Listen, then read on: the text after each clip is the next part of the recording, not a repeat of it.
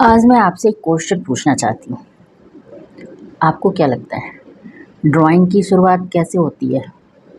Draw करने से? नहीं, ड्राइंग की शुरुआत देखने से होती है। आप चीज़ों को किस तरह से देख रहे हो, किस तरह से ऑब्ज़र्व कर रहे हो, सब कुछ इस पर डिपेंड करता है। एक आर्टिस्ट अपने सब्जेक्ट को कोई नाम नहीं देता, वो चीज़ों को लाइन और शेप्स में ऑब्ज़र्व करता है। फिर चाहे वो लैंडस्केप हो, पोर्ट्रेट हो, फिगर हो, स्टिल लाइफ हो, हम लाइन एंड शेप के बेस पे स्ट्रक्चर बना तो लेते हैं और हमें लगता भी है कि ये जो बनाया हमने वो सही है, सब कुछ अपनी अपनी जगह पर तो है, लेकिन वो फील नहीं आ रही होती है। कहीं कुछ गलत तो है, ये अलग सा क्यों लग रहा है, सेम टू सेम क्यों नहीं लग रहा, कुछ मिस्टेक तो हैं, लेकिन एक्चुअल में मिस्टेक है कहाँ, ये समझ में नहीं आ रहा। इसका एक ही रीज़न है कि आप वहाँ के शेप्स को ऑब्जर्व नहीं कर रहे हो। आपका फोकस अपने सब्जेक्ट के मेन पार्ट पर है। इसके अलावा वहाँ पे और भी बहुत सारे रैंडम शेप होते हैं। जब तक हम इनको परफेक्टली ड्रॉ नहीं कर लेते तब तक आपकी ड्राइंग में वो फील नहीं आती। तो आज मैं आपको एक सिंपल लेकिन मैजिकल एक्सरसाइज के बारे में बता रही हूँ, एक्सरसाइज शेयर कर रही हूँ। इस एक्सरसाइज के लिए आपको चाहिए एक ट्रेसिंग पेपर या कोई भी ट्रांसपेरेंट शीट। ये यहाँ पर एज अ टीचर आपको गाइड करेगा। यहाँ पर ट्रेसिंग पेपर का होना मस्ट है क्योंकि ये जो भी आपकी मिस्टेक होगी उसे फाइंड आउट करेगा। अब हम यहाँ पे एक रैंडम शेप ड्रॉ करेंगे, कोई भी कैसा भी।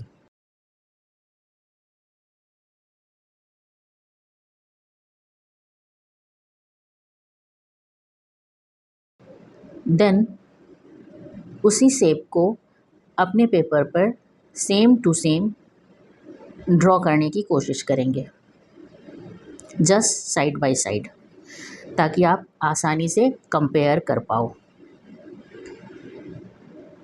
फर्स्ट स्टार्ट करेंगे इसके प्लेसमेंट से। ये कहाँ से स्टार्ट हो रहा है, इसका एंडिंग पॉइंट कहाँ है, क्योंकि अगर हम डायरेक्टली ऐसे ही ड्रॉ करने लग जाते हैं तो कई सारी मिस्टेक्स हो जाती हैं।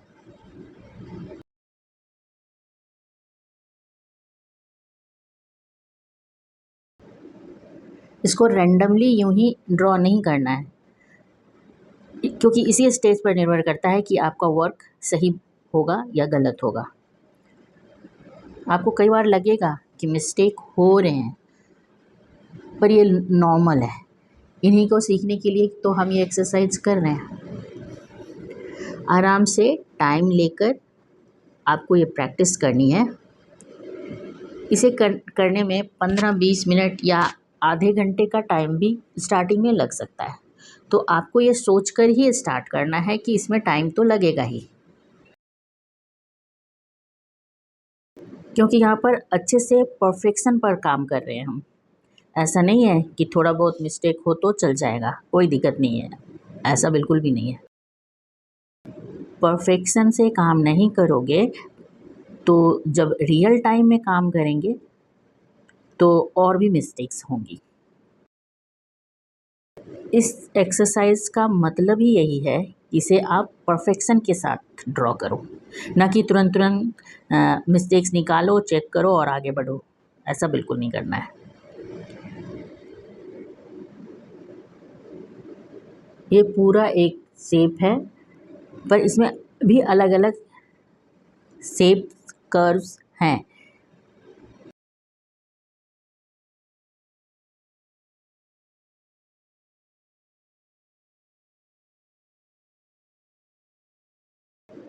ये कैसा शेप जा रहा है, ये थोड़ा अंदर की तरफ जा रहा है,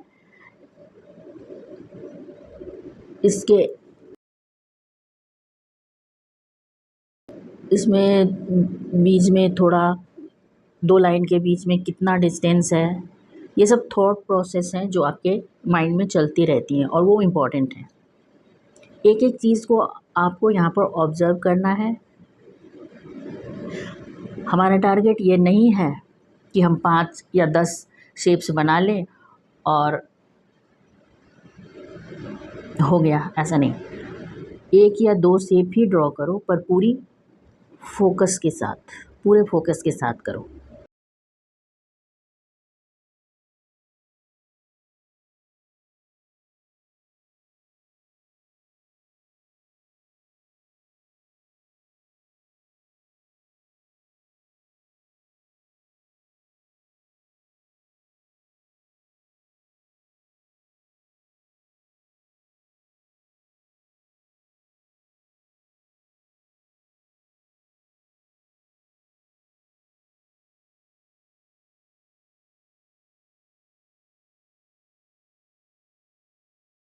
इसी तरह से आपको शुरुआत में सिंपल शेप लेना है और उसे same to same side by side draw करना है।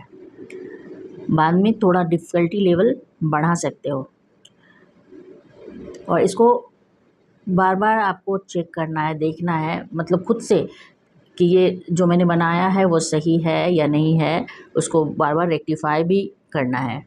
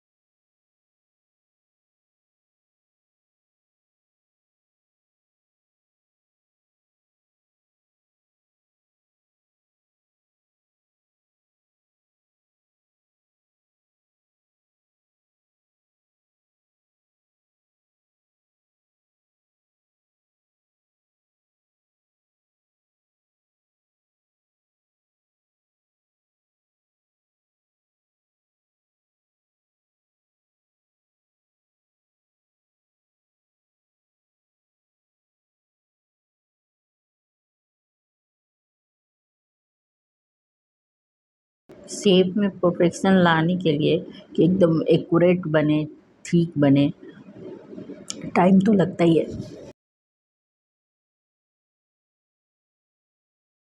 जब हमें लगेगा कि ये अब ठीक हो गया, सही लग रहा है, तो हम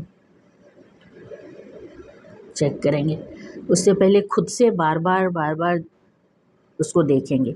एक जगह काम करते-करते आँखों को गलतियाँ दिखनी बंद हो जाती हैं, तो हम उसी वर्क में दूसरी जगह शिफ्ट होते हैं, वो दूसरी जगह काम करते हैं ताकि हमारी आई फ्रेश हो सके। फिर हम वापस पहले वाले जगह पे वापस से काम करते हैं, तो हमें गलतियाँ दिखती हैं और हम उसको सही कर पाते हैं। ये प्रोसेस हमें बार-बार रिपीट करना होता है ताकि ड्राइंग में परफेक्शन आए। फिर हम इसको चेक करेंगे।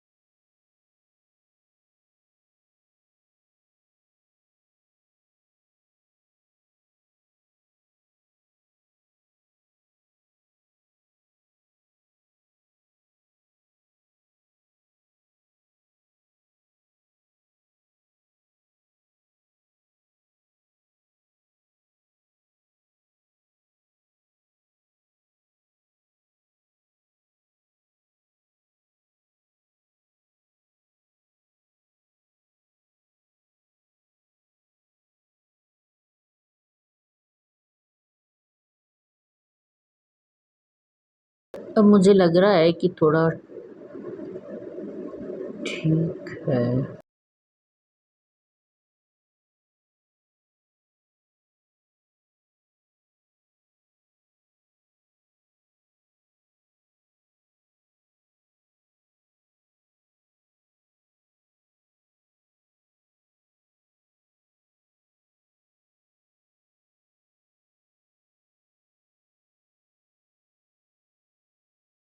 यहाँ पे थोड़ा बाहर आएगा आई थिंक।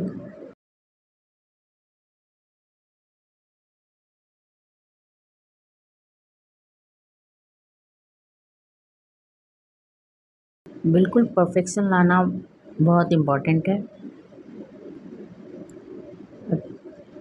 चेक करने के लिए ट्रेसिंग पेपर पे जो हमने ड्रॉ किया था उसको जिस तरह से सीधा ड्रॉ किया था तो हम इसको सीधा ही रखेंगे, या एंगल या उसको मैच करने के लिए आधा तिरछा नहीं रखेंगे। फिर उसकी जो हमें मिस्टेक दिख रही है उसे हम ऑब्जर्व करेंगे कि यहाँ से ये थोड़ी बाहर जा रही है, ऊपर की साइड थोड़ी बाहर है। मेरी मेरी जो अभी बनाई हमने वो थोड़ी बाहर है, तो उसको हटा के हम फिर से उसको रेक्टिफाई करेंगे साइड बाय साइड रख के।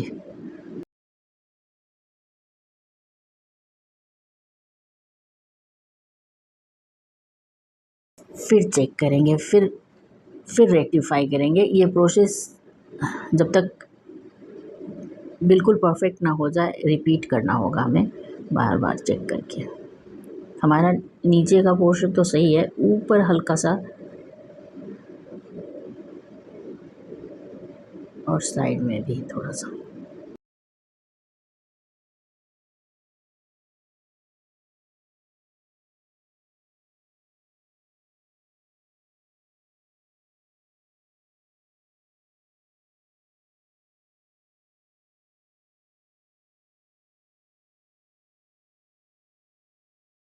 इस तरह से डिफरेंट डिफरेंट टाइप के शेप्स बनाकर आपको प्रैक्टिस करनी है।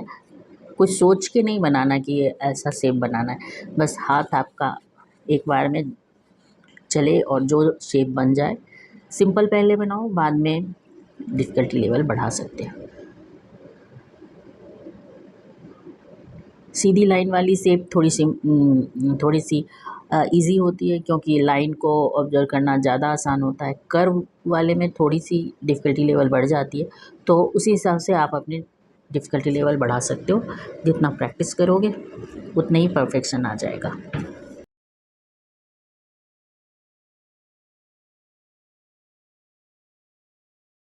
और इम्प्लीमेंटेशन भी इसकी इम्पोर्टेंट है।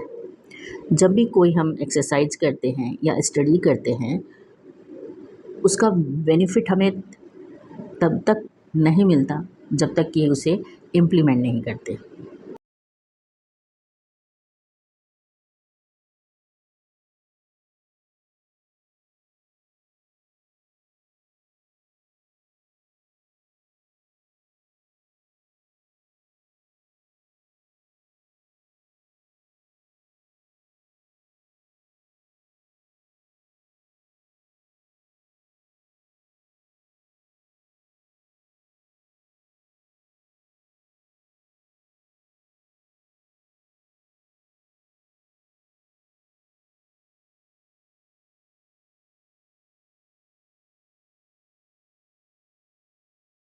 थोड़ी सी और दिख रही हैं तो मैं उसे ठीक कर रही हूँ थोड़ा और।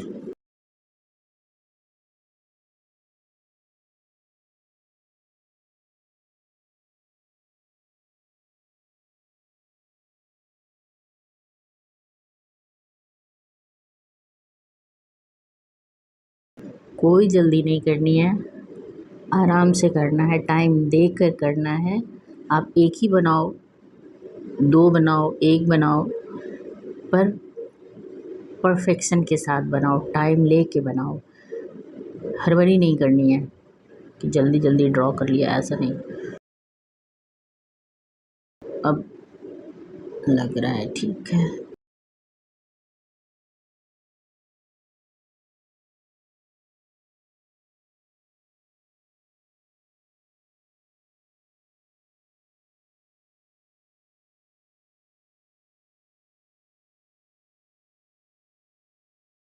इस तरह से आप पहले सिंपल स्ट्रेट लाइन वाले एक दो बनाओ या कर्वी बनाओ, थोड़ी थोड़ी अलग अलग शेप में बना सकते हैं। ये बिल्कुल सीधी वाली हो गई, स्ट्रेट लाइन वाली।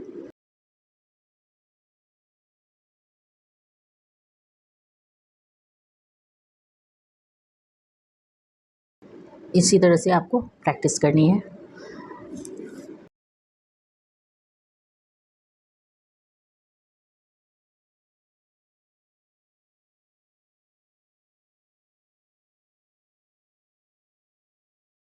जो मेन ऑब्जेक्ट है उसके बाद भी जो शेप दिख रहा है, जिसको हम निगेटिव स्पेस बोलते हैं, उस शेप को भी ऑब्जर्व करना इम्पॉर्टेंट है। उसके बिना आपके ड्राइंग में परफेक्शन आना मुश्किल होता है।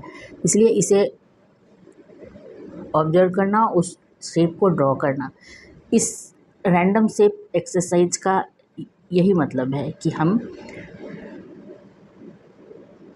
इस शेप का कोई नाम नहीं है, रैंडम शेप है, कैसा भी हो सकता है। आप मेन आइज नोज़ को आइज नोज की तरह ना देख के एक शेप की तरह देखें तो ड्रॉ करना ज़्यादा आसान होगा। आप पोर्ट्रेट बनाते हो, पोर्ट्रेट को पोर्ट्रेट मत देखो, आप उसे अप्स एंड डाउन करके चेक करते हैं। जिस तरह हम उस तरह से लेके फिर उसका शेप आप निकाल के प्रैक्टिस करो। ये शेप जैसे हम यहाँ पे निकाल रहे हैं, ये इसका एक शेप दिख रहा है यहाँ पे आइज़ के ऊपर, जो हम आइज़ बोल रहे हैं। आइज़ हमें ये नहीं देखना है कि ये आइज़ है, नोज़ है, बस यहाँ पे एक शेप दिख रहा है हमें जो इस तरह से जा रहा है। हम उस शेप को लेकर ड्रॉ करके नहीं कि प्रैक्टिस करते। इस तरह से हम जब हम आइज़ भी बना रहे हैं तो आइज़ को भी एक शेप ले रहे हैं, बाद में उसके अलावा भी जो रैंडम शेप देख रहे हैं हम, उसको भी हमें ऑब्जर्व करना होता है। और इसको हम जब तक परफेक्ट ड्रॉ नहीं कर लेते तब तक वो सेम टू सेम वाली फीलिंग नहीं आती कि हाँ एकदम परफेक्ट बन गया। तो इस तरह से आपको रैंडम शेप निकाल के अब इसको साइड बाय साइड अपने पेपर पे रख के इस शेप को ड्रॉ करिए। ये इसी एक्सरसाइज का आगे का है कि आप इस तरह से शेप निकालिए अपने कोई भी रेफरेंस लेके, कुछ भी हो सकता है, या स्टिल लाइफ और पोर्ट्रेट फिगर, कोई भी आप इस तरह से रैंडम शेप निकालिए और इस तरह से, और बगल में साइड बाय साइड रख के सेम शेप को बनाने की कोशिश कीजिए। फिर देखिए आपके आर्ट वर्क में मैजिकल चेंज आएगा।